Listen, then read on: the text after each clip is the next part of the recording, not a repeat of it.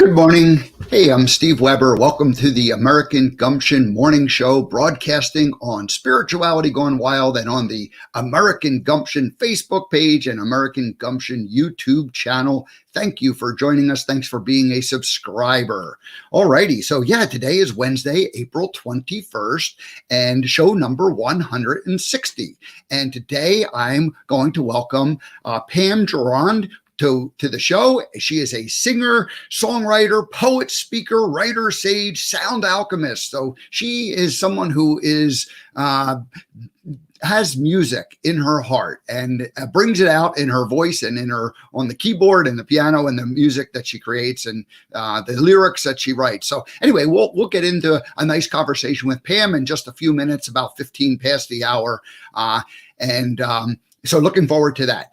Now, before I get started in the monologue, and the monologue today is titled Music and the Present Moment. And it's kind of a follow-up from the monologue I did last Wednesday when I talked specifically about the music that I listened to. I kind of started re-listening to, I should say, from my high school years, my teenage years in the mid-70s. So, and how music kind of brought me back into the present moment. And I realized that. And so I'll tell that story. That's what the monologue is going to be, coming up in just a couple of moments. So let me tell you what's happening the rest of this week.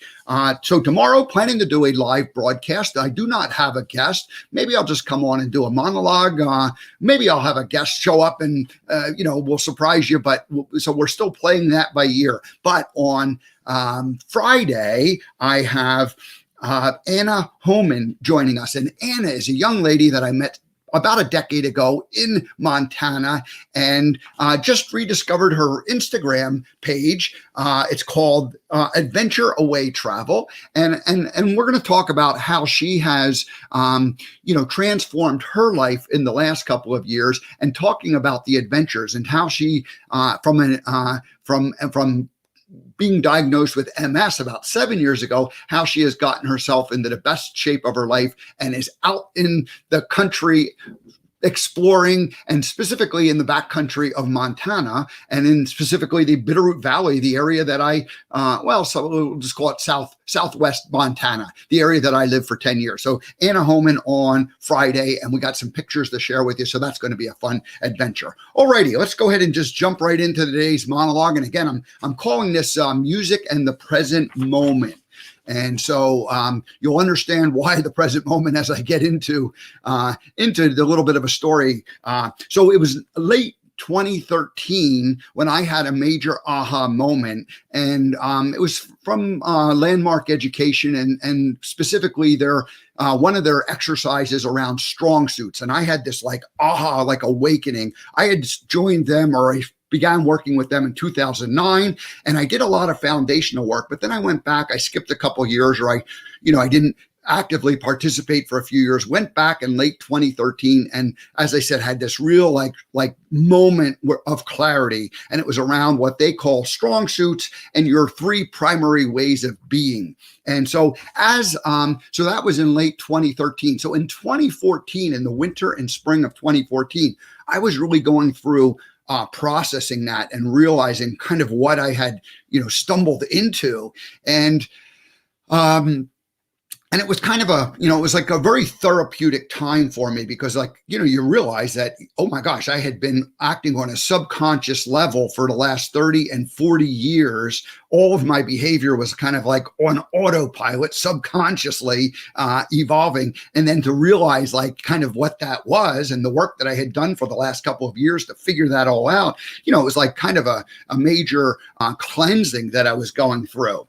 And so the two stories, and I'm not going to go into those now, but the roller skating rink story and the Delusions of Grand story, they were like the monster stories that I had gone. So I started with the roller skating rink story and talked about that and kind of, got that out of my system. And then I moved on to the Delusions of Grandeur story. And it was really the Delusions of Grandeur story that kind of triggered what happened next. So during that time, when I was going through that, cleansing portion, I ended up meeting Tamara Fleming, and Tamara and I have since become good friends. She's been a coach and a mentor and a friend, and she's been a guest on the show, and she's going to be a guest on the show on May 5th, Wednesday, May 5th. So coming up in, I guess that's 2 weeks from today, Tamara will be back. But I remember meeting Tamara at a conference, and what that meeting triggered something pretty profound in me. What I did was I realized, because of these stories and because of these, the roller skating rink and the delusions of grandeur story, I realized that I had lived the majority of my adult life in either the past or in the future. So, and in the past, you're like doing regrets and shouldas and couldas and shaming yourself for things you should have done differently and replaying things over and over again. And I did a lot of that, but probably the thing that was kind of the bigger, like maybe the aha moment and the connection, was that I had been living so much of my life also in the future. And by that, I mean, like I was of a mindset that once this happens, then I can be happy, or once this occurs, then I'll really have it made. And so I was never really living in the moment. I was either living in some version of the past where there's regret and shouldas and couldas and shame, or I was living in the future where it's like, as soon as this happens, then I can allow myself to be happy. And so, meeting Tamara, triggered that realization that I had been doing that for the majority of my life. So I remember I came home and it was a spring day. It was a real sunny, kind of a warm spring day for a spring day, like winter was just barely over. And this is Montana. And so I ended up putting on my winter coat and my gloves and a hat. And I went out and I sat outside in a chair, and I was looking at the mountains. And it was, like I said, a beautiful crystal clear blue sky. So it was nice and warm in the sense the sun was there, but it was cold in the sense that, the air was still cool. It was like that end of winter, early spring. And so I'm sitting there, and I became overwhelmed by emotion at that point, because of that realization that I had lived like 30 to 40 years of my life, either in the past or in the future, but never in the present moment. And so anyway, I was overwhelmed with emotion, and for the first time, I just let like the emotion kind of flow out of me, and I didn't fight it and resist it and try to suppress it. I just kind of let it all come out, and I just was sitting there, and so anyway, I was, like I said, cocooned in my warm winter coat and hat, and and I was just like staring at the mountains and had all this emotion. So then, as that kind of passed by me, and again, I allowed it to just happen. And again, this was kind of a breakthrough moment, where I was like, oh my gosh, I'm not just suppressing it and, forcing the feeling to go away. And so I just let myself be with it.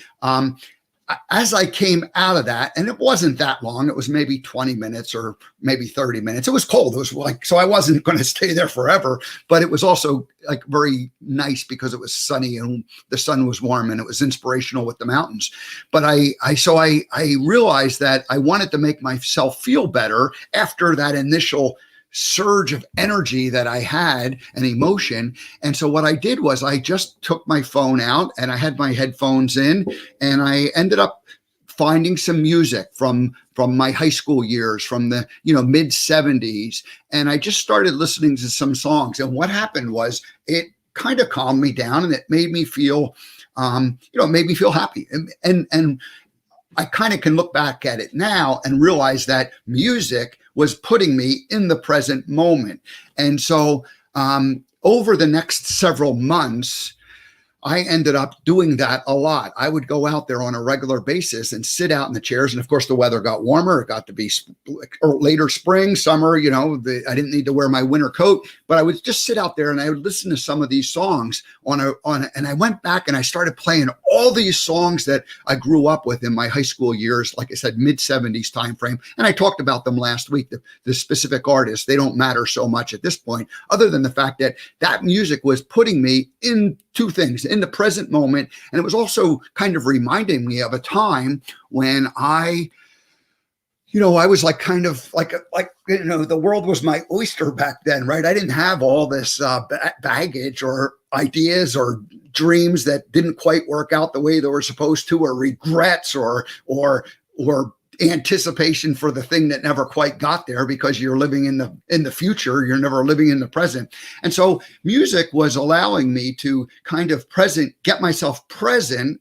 And it was also allowing me to kind of remember that time in my life when I had all kinds of possibility. And I think I used that inspiration of all kinds of possibility to realize that I still had all kinds of possibility, and I could create whatever it was I wanted to create in my life, and what was my purpose, and what was the mission. And there was a lot of thought around that. What was I supposed to be doing with my life? And so anyway, that's kind of I just feel like that moment was like the realization that if we don't live our lives in the present moment, then we're always either living in the past or in the future, and we're not enjoying things. And music is a way of grounding me and getting me into the present moment.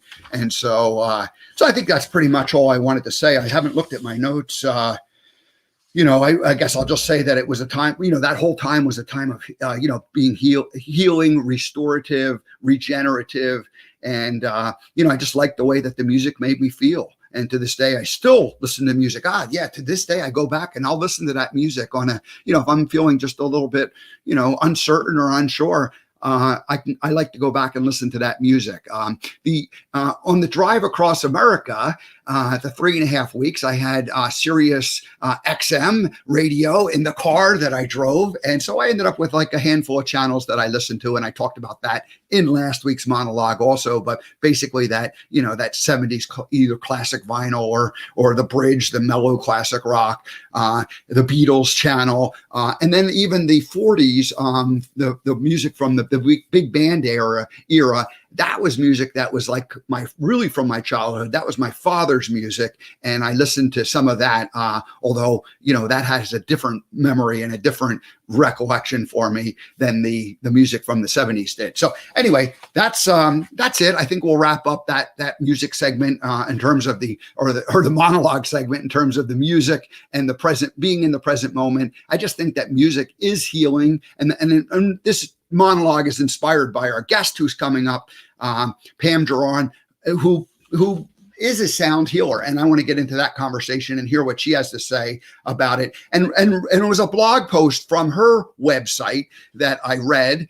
I'm going to go ahead and throw her website up there right away. And it was a blog post from her website where she talked about how, music is in the present moment. And it was like that trigger when, oh my gosh, that's what happened back then in 2014 is I was using it to heal and kind of move on. And it was forcing me to be in the present. So listening to music forces you to be in the present. So I want to give her the credit for the inspiration for that. So with that, let's bring Pam to the show. Hi, Pam. Good morning, Steve. Welcome. How are you doing? I'm great. Thank you. Yeah, Good. It's so great to hear you talk about your reflections. Yeah. So I started this show 8 months ago, and maybe after about a month, I just realized that each guest was an opportunity for me to continue my journey, my spiritual journey, my growth. And so I always try to make sure that my monologue ties in with something. And I want to give you the credit for, helping me connect some of the dots from all those years ago by reading some of the things that you wrote on your website, which is Pamela Jane Gerrand.com. Am I saying your last name? How do you say your Gerrand? Gerrand. Like as in the Gerrand band. Gerrand. Band. Gerrand. All right. Thank you. Good. Please. All right. So Pam, welcome to the show. Now, typically, I have two things I like to do when a first-time guest joins me on the show. I like to do first, I like to read a little bio and introduce who you are. So I prepared that. And then I have a song that is coincidentally titled the First-Time Guest Theme Song. So it's like something I play for each guest the first time they appear. So if you ever come back again, we won't be able to play the song. Are you cool with all this? I'm cool with that. That's great. All righty. Well, let me go ahead and let me just change the format here. I'll put you in the big screen. There you go. And then I'm going to just, I'll read this and then I'll play that song. So, and then we'll get into the conversation. Okay. So, Pamela Jane Pamela Jane Gerrand is a singer, songwriter, poet, speaker, writer, sage, sound alchemist, and wisdom keeper. That's a nice assortment of adjectives that describe who you are. I love that. Her music intersects where pain and joy collide. And that's kind of interesting because, I was just talking about pain and joy at the same time in the monologue. It's intensely personal and invitingly universal. It teases tears from the eyes of audience members. Pam has drawn inspiration from the greatest song crafters of all time, such as Joni Mitchell, Leonard Cohen, Peter Gabriel, Annie Lennox, Paula Cole, and Sarah McLachlan. Several of those are my favorites. So you have a good list of people that you've took inspiration from. Pam believes songs can be a touch point for deep connection, conversation, and transformation. Pam's kindergarten teacher noticed her passion for singing and encouraged the family to get her an instrument. She graduated from that first xylophone to the ukulele and then to the piano. She released her first CD of original music a decade ago and has toured internationally at festivals and forums worldwide. Pam has performed her original music at keynote talks given by Stephen Lewis, Margaret Trudeau, Deepak Chopra, Byron Katie, Bruce Lipton, Don Miguel Ruiz, and Barbara Marx Hubbard. That's a who's who of the spiritual leaders. I love that. We're going to talk about that. Yeah, so great. So Pam, welcome to the American Gumption Morning Show. Thanks for joining us. Thank you, Steve. Yeah. Now let's play that song, and then we'll get into our conversation. Here we go.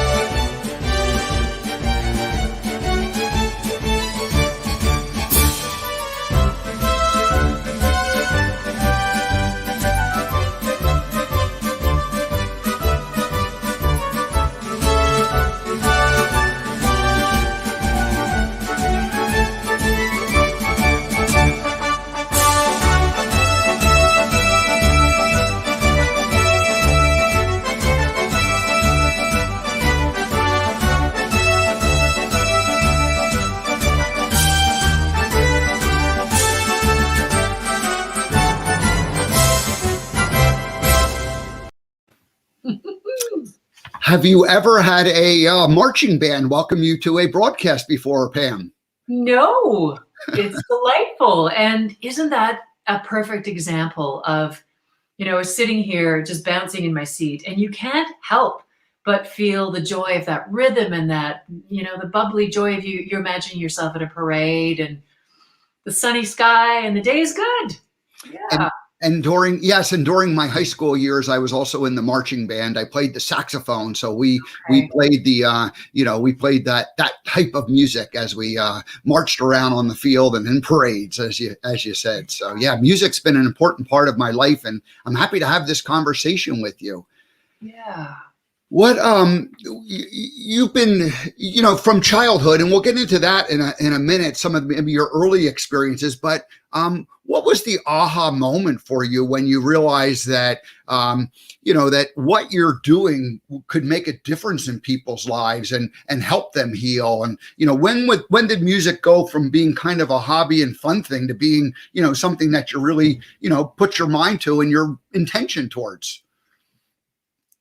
Well, there are several points that pop up when you ask that question. I think back to university where I had my sights on an academic path, and I thought I might follow in the family footsteps. And my dad and my brother are both lawyers, as was my grandpa. So in my first couple of years at university, I kept ticking off the pre-law box, which my dad was really happy about. But I found myself at the drama department at the university that I was attending, and the theater department was in an old airplane hangar, and they were auditioning for South Pacific.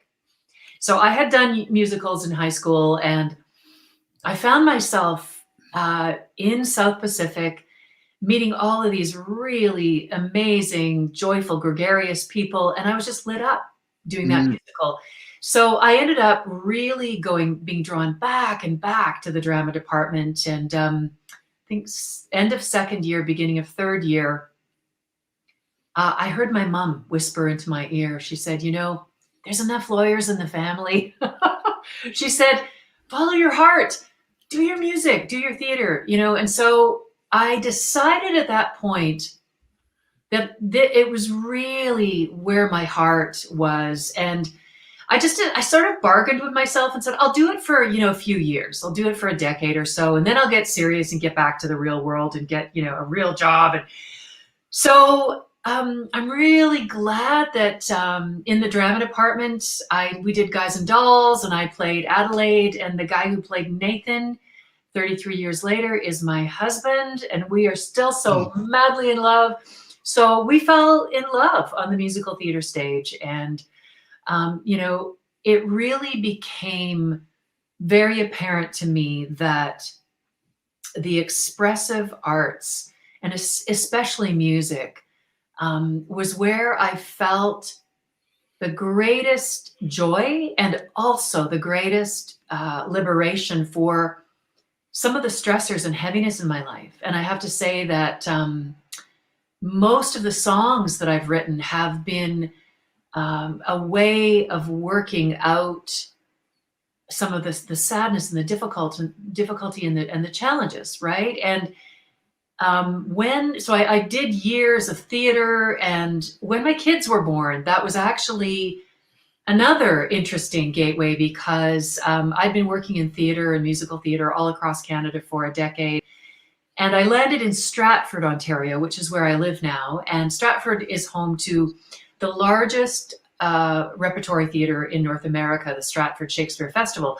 So your marching band music at the beginning actually reminded me of the Gilbert and Sullivan musicals that I did when I first came to the festival. I was here to do HMS Pinafore, The Mikado, Pirates of Penzance, and the music is, you know, I always said when I would go to do those Gilbert and Sullivans, do a matinee in the afternoon, it was like drinking champagne all afternoon with no hangover, because the music just was so bubbly and effervescent, and it just filled you up. So I did a lot of GNS and Shakespeare and Broadway musicals. And there was a period where I had a couple of years off from the festival, where my kids were like 4 and 1 or 2, just little wee kidlets. And I used to hang out in the park with a couple of other actors friends. And that's where I said, that's where the writer started to tap me on the shoulder, because I actually had some time and space. And I started to really be inspired to write. So I was writing songs and you know, home with my little wee kids. And I'd really never had a summer off ever since I had graduated from university. I was always at a festival or touring. And so when I had that space open up to me, I started discovering my own voice and my own song. So I released my first album of original music in 2001. And 20 years later, I've got many other CDs of original music. And along that way, I started to really be intrigued by sound as a healing modality. And it began with encountering people who were singing Sanskrit mantras, some cool sound bath experiences with didgeridoo and crystal bowls, which I now have a bunch of. And so I took a course over 10 or 11 years ago in Toronto to become a sound practitioner. So this is where your monologue it's very apropos to this subject, because when people ask me, how is sound healing? The short answer is, sound offers us a vibrational bridge to our undefended heart. And sort of the long answer of that is that we tend, as human beings, as you described in your monologue, to not really be here now. We're being driven by our subconscious patterns and habits. And so often we're thinking ahead, we're thinking about the past, but we're not really here now.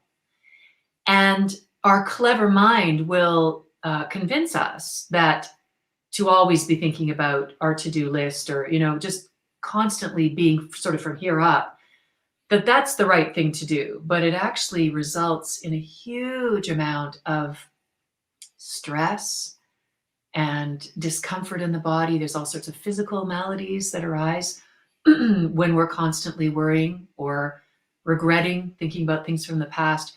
So music takes us directly into the now moment, in our body, here, now. And, the ancients, I think about in my studies of sound as alchemy and medicine, Hippocrates and Pythagoras, the ancient masters, they used forms of sound healing in music and interesting instruments, often stringed instruments of the time, to cure what they called the humors of the mind. And they knew that people were, when they were physically stressed, that to bring them into a place where their respiration and their heart rate would slow. Science has shown that music with a beat of 60 beats per minute takes us from the ordinary state of consciousness of alpha brain waves into the beta state, where we can really start to relax and repair. And when we go into the theta state, which is like shamanic drumming, anytime you hear a heartbeat,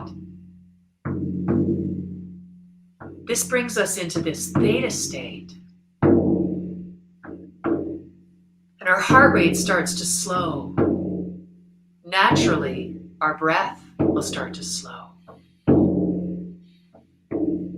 And in the theta state is where the body starts to repair on its own. We are just amazing. Our bodies are amazing. We're amazing beings that we have a natural ability to repair. And our world is so chaotic and busy, and we tend to walk fast and talk fast, and our lives are busy, buzzy. And so music that can bring us into a state of relaxation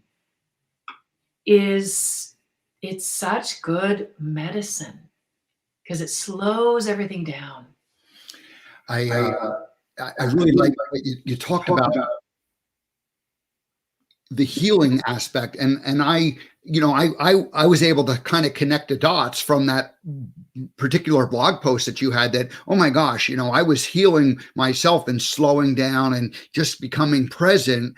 But I want to go back and just acknowledge your mother for giving you permission to do what you probably wanted to do back in, university years. And yet, you have that pull towards family tradition and that whole thing. And so wasn't your mother wise to give you that permission and say that to you?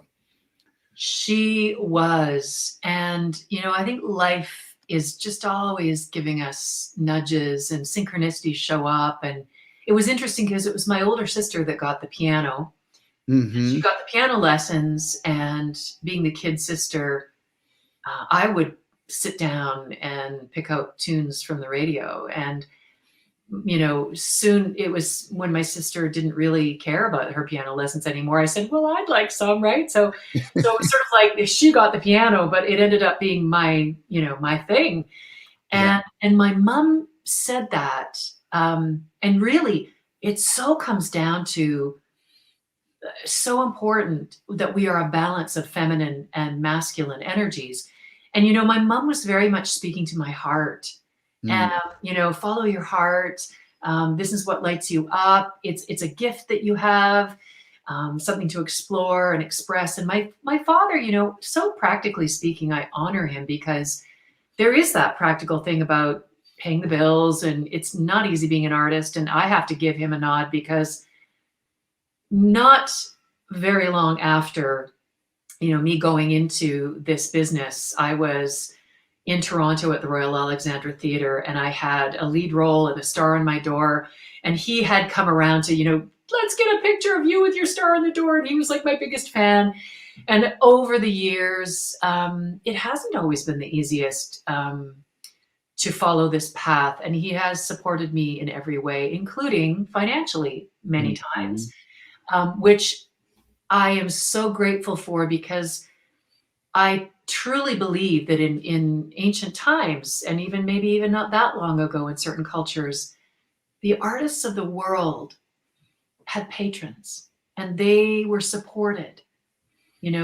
Sometimes we also know the stories of Van Gogh, who died penniless, or Mozart, all the amazing gifted artists that were always fringe dwellers at the edge of society. And it wasn't until they died that their work became recognized. So yeah, my parents have been an amazing blend of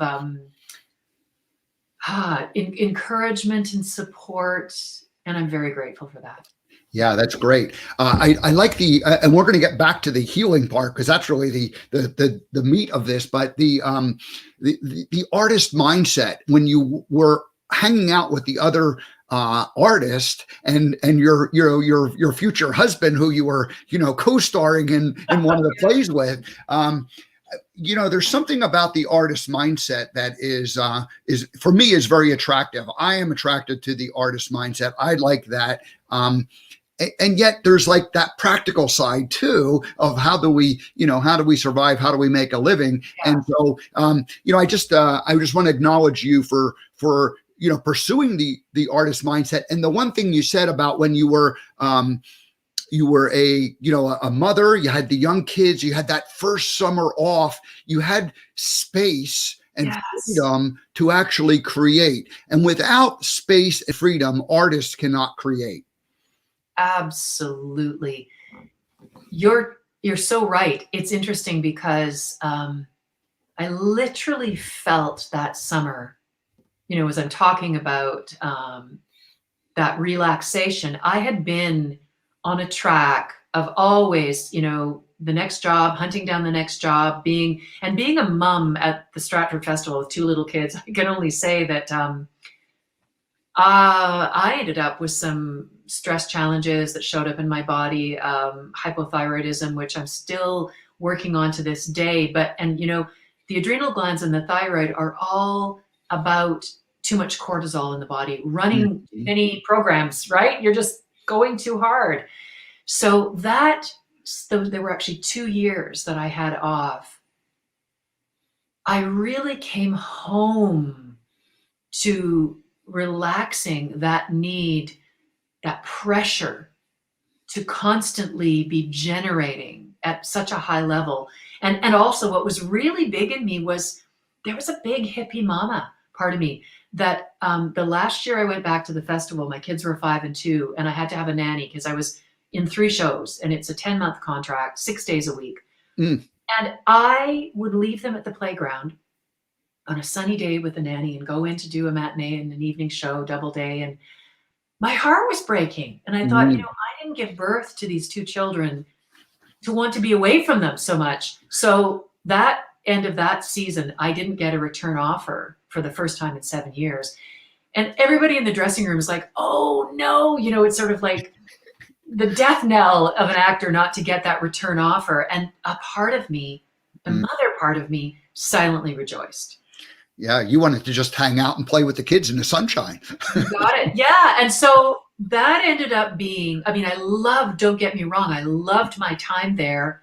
And the discipline and the skills that I learned as an actor have really put me in good stead when I'm on stages anywhere I am, that I have to be in that presencing place, that I've learned how to be comfortable there. Is that, and I love the company and the artistry, but what I felt like the shift was, which was kind of scary for a while, was that I always had a character to step into, a costume to put on, other people's words to say. And when I started writing my own songs and performing that way, it was a bit strange to shift into, I want to say, the vulnerability and the kind of nakedness of who am I? So it took me a few years to really step into, I want to say, the authenticity of being brave enough to be me, fully me. Yeah. No, that's my own experience being, so I was Forrest Gump for 15 years, portraying this character for the Bubba Gump restaurant. And at the time, people said, "Isn't it confusing being Gump and being Steve?" And I said, "No, I've got it. I've got it all perfectly figured out. There's like, part of me goes here and part of me goes there." And in some ways that was true, for a performing lifestyle that I lived. When it came to an end, and then I spent the next decade in Montana, that was all about really rediscovering my own, who I was. And I decided I was going to be a speaker, and I realized that I had no message. I had all kinds of stories, and I had all kinds of ways of entertaining people, but I did not have, because I didn't know what I believed. And so the minute I decided, well, what do I really believe? It opened up an enormous can of worms in terms of like, oh my gosh, I've got to go back and examine every thought that I've had from the beginning, and which ones am I going to keep and which ones am I going to let go of, and what if I'm the ones I'm letting go, what are you going to adopt and put in its place? So it took several years of going through that. I've only recently discovered, sound and tonality, and the fact that there's different frequencies that equate to different, healings and the way they work on the body. And so I'd love for you to, just talk a little bit about that and maybe introduce that topic, because I think that's part of what you offer. Sure. Yes, absolutely. And, when you talk about, it's really about removing the masks. Mm. And I say that any kind of healing is a making whole. It's a coming home to the wholeness that we are. So I love what Clarissa Pinkola Estes says. She's the author of Women Who Run with the Wolves and many other books. But in her book, Women Who Run with the Wolves, there's a story of La Loba, the wolf woman. And she talks about the wolf woman calling back the bones and the fur and singing, literally singing what she sees as this skeletal remains of the wolf, which is the pathfinder of truth. You think about the wolf howling to the moon. And she talks about using her voice literally to revivify this wolf and to bring it back to life. And it's a very shamanic and mythic, this storytelling. But there are a few lines in that story that just struck me and have stayed with me. She says to sing means to use the soul voice. It means to say on the breath the truth of one's power and one's need. To sing is to breathe soul over that which is ailing or in need of transformation.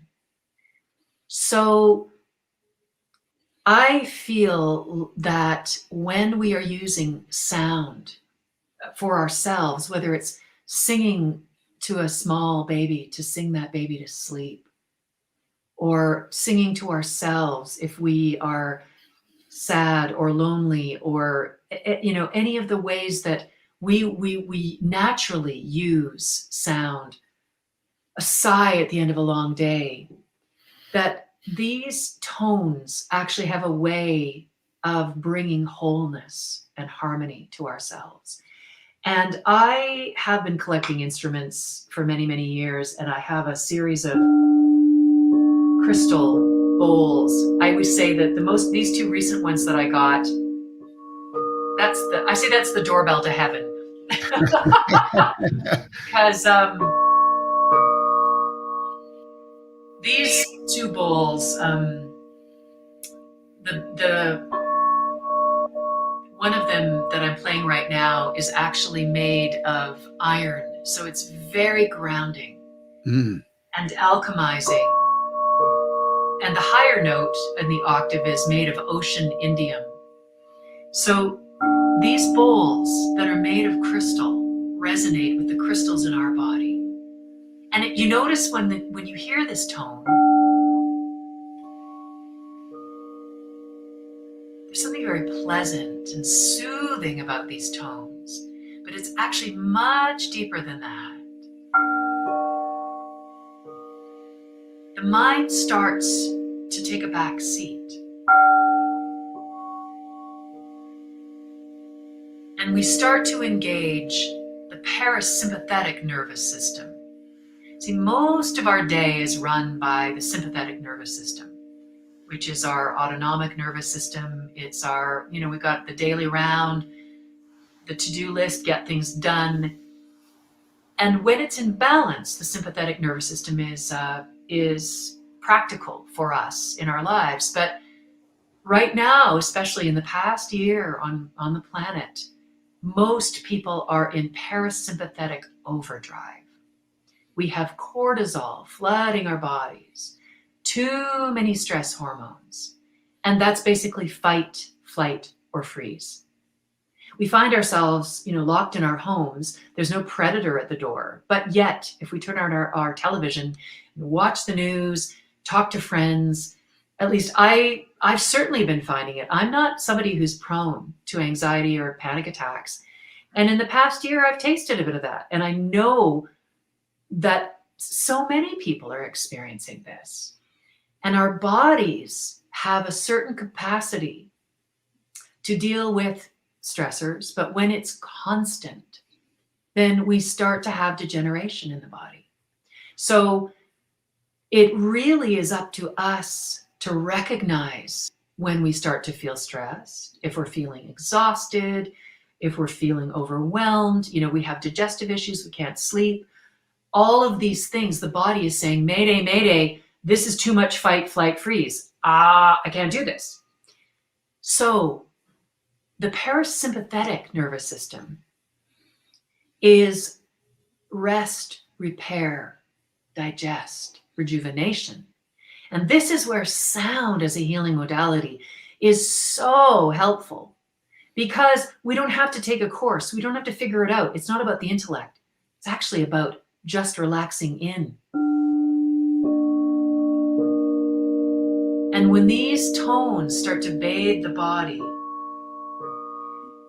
and the important thing is to begin to breathe very deeply, because the deep breath that we begin to allow our body to receive activates our vagus nerve. And the vagus nerve is the longest nerve in the body that comes down the carotid artery, through our lungs and heart, into our digestive system. And when we stimulate the vagus nerve, that is where we counteract the sympathetic in overdrive, the fight flight, and where we begin to activate the rest, relaxation, repair. So we can do this just with our breath, Steve. And when we include our voice, then we stimulate the vagus nerve even more, which is why toning and chanting and singing, like, it doesn't even have to be something complex or spiritual, like Sanskrit chant is wonderful. But if that's not in your wheelhouse, in the shower in the morning, singing a song that you love, oh, what a beautiful morning, oh, what a beautiful day, whatever is your thing, right? Using your voice box, and it helps if it is something that makes you feel joyful, to sing, or even just a tone.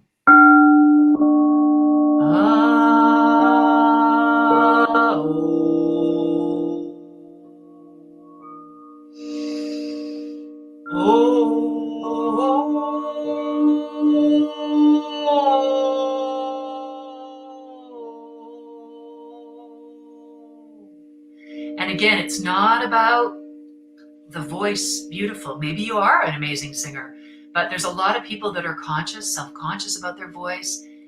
This is about the expression of your voice, your unique instrument that each one of us carries within our body, a medicine chest. And so often when we are heavy or stressed or sad, so many cultures in the Celtic tradition, when someone dies, they keen at the funeral. It's a release. And so many of these energies and emotions that are stored in the body get so heavy. We aren't encouraged to make sound, especially in the first world, in North America. We pay to the great God Ticketmaster and go to an audience and have somebody sing for us. But the medicine is us doing it ourselves. So This parasympathetic nervous system we can engage with yoga, meditation, anything that where we come fully into the present moment, breathe deeply and consciously, not just shallowly for sort of some here up, but really into the belly. This is something that we can do a couple of times a day, really as a way of lowering our stress levels, our blood pressure, and especially if you're starting to feel anxious, it really helps to do this. And you know, I was going to say a drum, if anybody has a drum, a kid's drum, just playing this is the heartbeat of the body. It unifies the motion of the beating of the drum with the listening, the deep listening.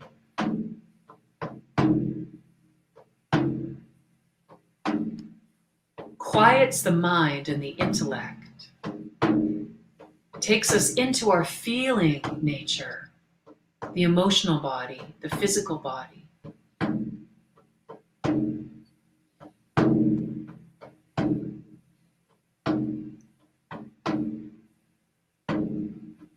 And this harkens back to the African traditions that have used drums for centuries.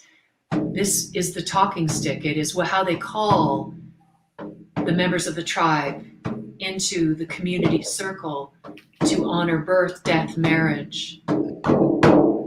And there is something beyond ceremonial. There is an alchemy in the body. And this is for everyone. It's just not just for sound practitioners.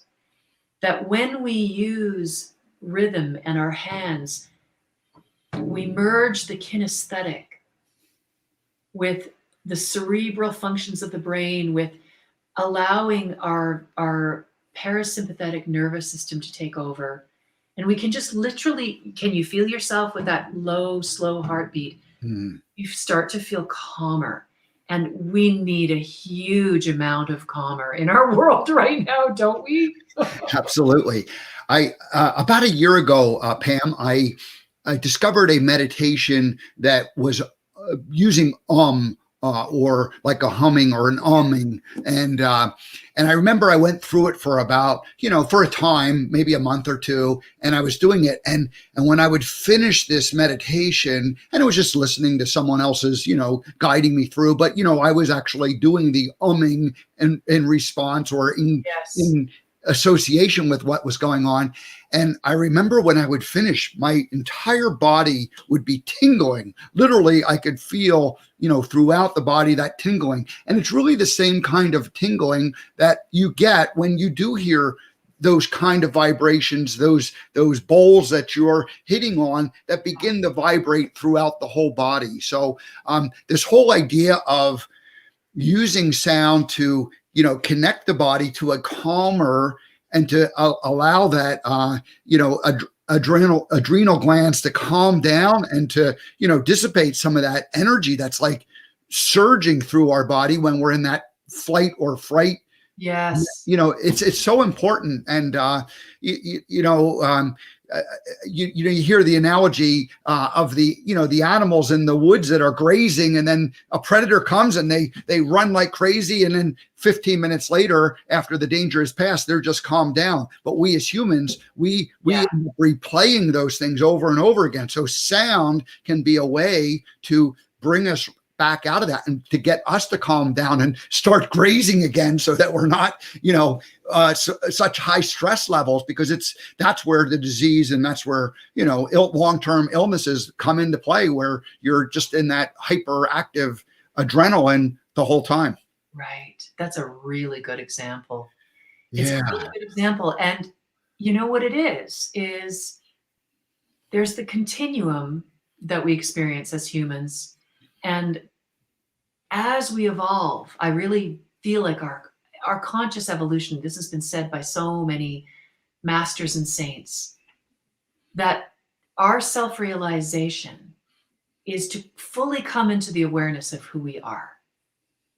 And we are love. We are love. Mm. There's so I say that bridge from fear to love, we're all on right now. And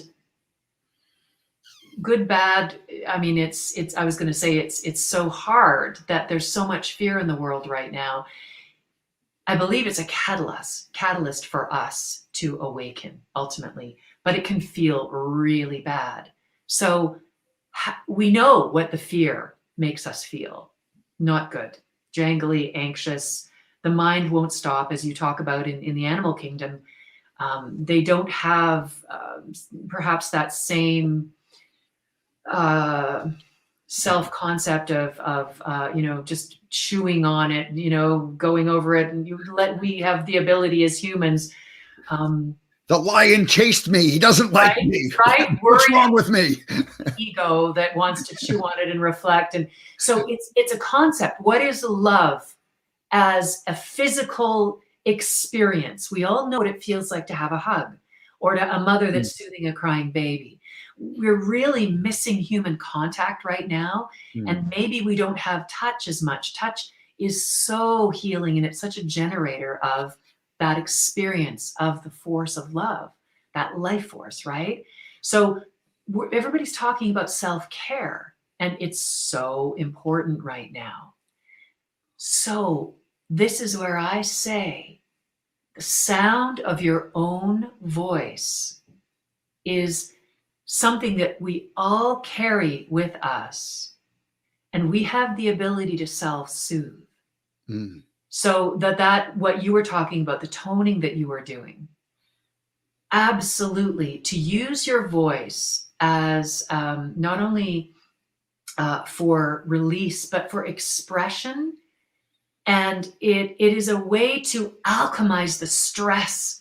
If you're feeling, not advocating, maybe if you're feeling super angry, punch a pillow and scream. It's not great for your voice to scream for a long time, but there is something about releasing that through the valve of the throat, the voice box. But for sure, it could be anger, but if you're feeling sad, imagine that you are the child in your own arms. And I do something called the great remothering in my workshops, where I have people hold themselves and either hum or sing to themselves and rock as if you were holding the dearest child. And it is you are the inner child. And I suggest that finding a song for yourself, it can just be a hum. Sometimes my mom used to just sing two notes. Ah, ah, ah, ah, ah.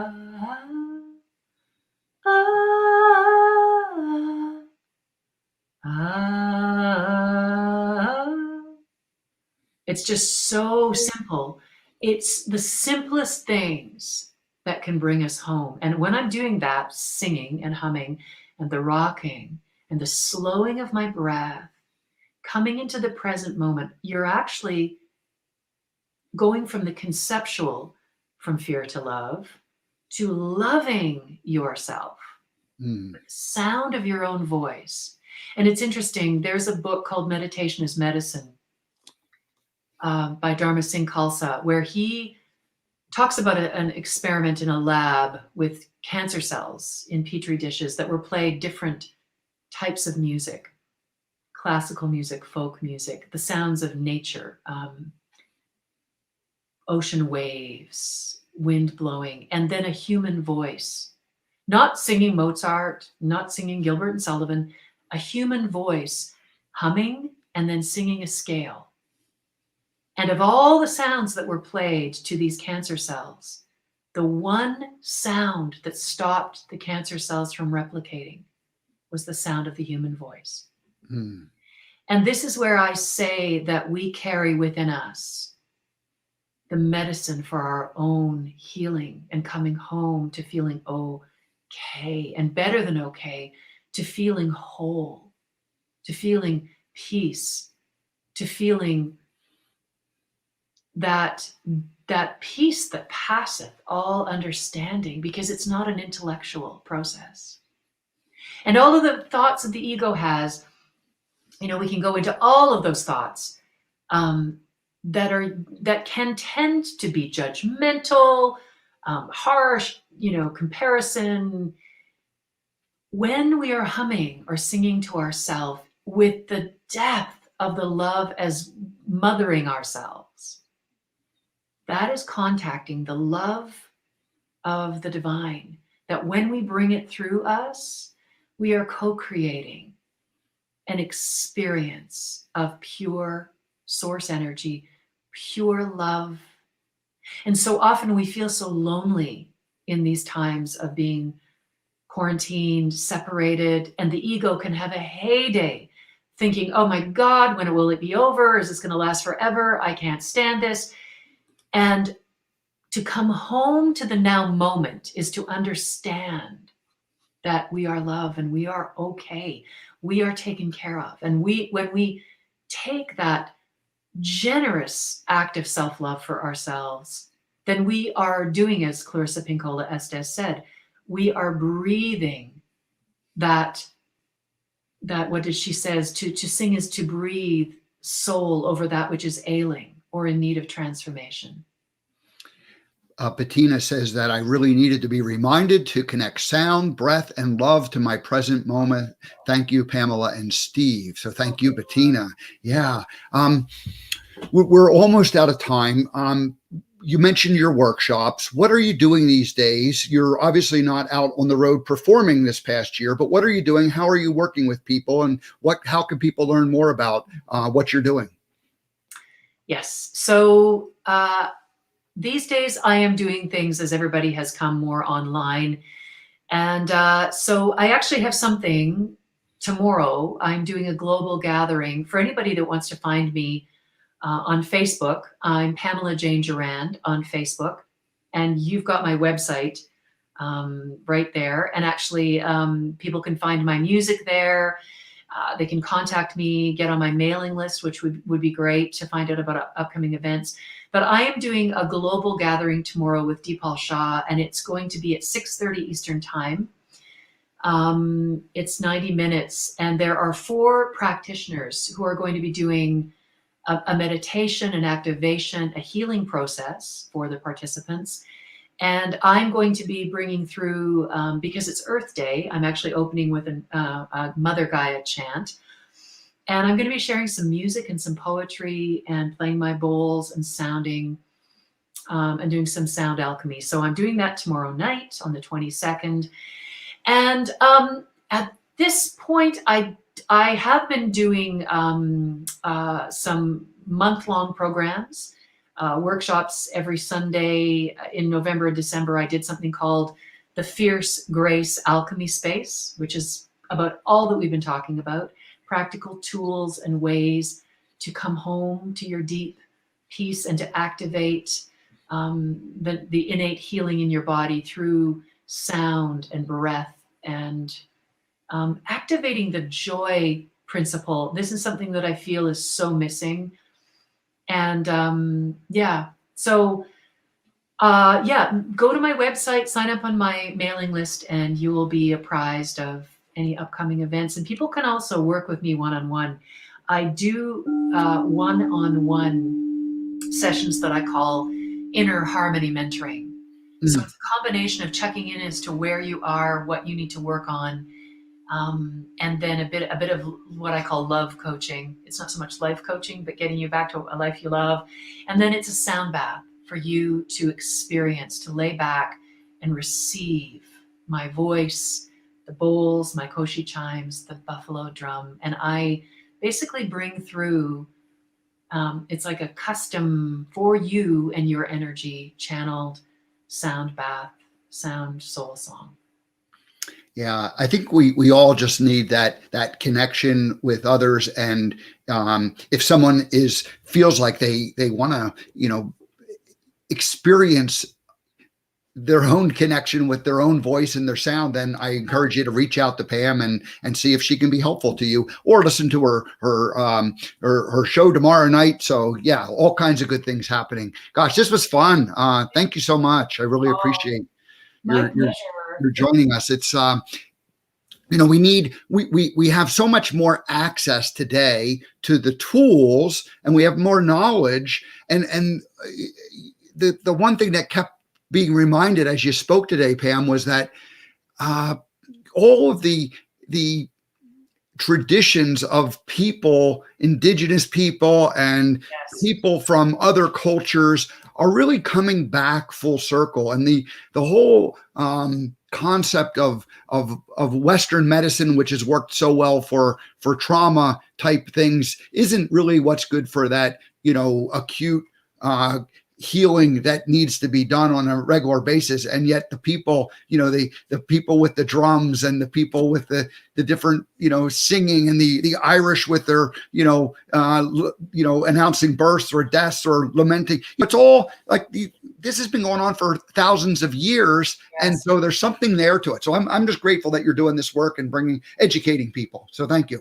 Oh, you're so welcome. And you're right. You've actually just spoken to one of my favorite quotes, is somebody that goes to a shaman and says, and he says, what are you feeling? And they, I am weary. I am weak. I am tired. I have no passion. I've lost my way. And the shaman doesn't do blood work, doesn't go into a whole dialogue about the symptoms. The shaman looks to the person sitting across from them and says, when did you stop dancing? When did you stop singing? When did you stop following the thread of the story of your life and making it alive in you? And when did you stop being the philosopher muse, the artist of your own life? And I think that we live in a very masculine, left brain, linear culture in the first world. And all you have to do to return to a sense of joy and wholeness, and to know how to self-repair, is to watch a child under the age of 7. If they're feeling too much energy, too much, they'll be like that animal that shakes it off, has a bit of a tantrum, screams, lets it all go. And the next thing you know, they're over sitting there playing with their Play-Doh. Or if they're feeling, they just express in the moment so freely. And as we get older, especially in North America and first world cultures, we suppress our intuition and our innate ability to release stuck and blocked emotions, especially the denser ones. So to be free is to be, like Forrest Gump. Yes. Totally. Just tell it like it is. Life is a box of chocolates. You get the one you don't like. Most people, being an adult, would go, oh, I already took a bite. I got to eat the whole thing. Forrest Gump says, no, pick another one, the one you like, right? It's about that freedom to be true to who we are, and to live from our joy more often than what we think. The banner above our house has to change from make it look good to make it feel good. Yeah. Well, we'll wrap up by saying the quote. I've actually taken the Forrest Gump quote, and I say, life's like a box of chocolates. You get to choose whatever chocolate you want. You get to choose whatever life you want. And so it's we don't have to be stuck with whatever we get. So we get to choose. We get to choose and choose sound to, the simple things of sound that just make yourself feel better. And, it was really what I did back in 2014. I instinctively knew that I needed to just, feel good. And I went to, and I turned to this music. There wasn't anything special about the sounds other than it was like a remembrance of it. But it was like forced me to think about it, listening, be present. And that alone can be so much healing that takes place. So, and I didn't really connect the, what was going on until, I was preparing for this conversation. So thank you so much for music and dance. You did the most intuitively powerful thing for yourself, because so often we have the thought to do it, but in our grown-up way, we're not going to dance around the living room. But dance around the living room. We feel so much better when we follow that impulse and follow the joy of the muse. And music has a way to quiet this box from here up that tends to overwhelm with worry. So there you go. All righty. Well, Pam, we'll have to have you back again as things evolve and change and you get back to a regular schedule. You are welcome to come back and be a guest anytime and talk about what you're doing. Thank you so much. This was a lot of fun. I appreciate it. Thank you. Yeah, I had a poem that I was thinking I wanted to share, so it'll be next time. Oh, all right, then. Well, that's what we're going to do because we're already over time. We'll have you back again, and we'll get into your poetry then. So, all righty. Well, have a great day. Thank you so much, and we'll see you next time. Thanks so much, Steve. Okay. Bye-bye. Wow, that was great. Pam Gerrand, Pamela Jane Gerrand, .com. Go ahead and reach out to her. Sign up for her mailings and become part of it. I even had one of her songs from the YouTube channel, Prairie Sky, tuned up, but I won't have time to play that. But go ahead and check out her YouTube channel, Pamela Jane Gerrand, and Prairie Sky is the song I'm recommending that you listen to. And that was about her, well, I'll just let her explain that next time. Alrighty, that's it, everybody. I'm going to wrap up and get out of here. On Friday, I have Anna Homan joining us, and she has a Adventure Away Travel. She started a new Instagram channel a couple of years ago, and it's just about her travels around Montana and some around the world. So we just have some fun pictures to show and how she's used her traveling to get herself in the best shape and best health of her life after she was diagnosed with MS 7 years ago. So it's a great story of a young lady taking control of her own life. And I'll find out if she has any sound healing to be part of what she's doing too. Alrighty. And tomorrow I plan to be here live, probably a monologue only show, but maybe I'll find a guest between now and then. Alrighty. That's it. Have a great day, everybody. We appreciate your joining in. Thank you, Pam, for joining us, and we'll see you tomorrow.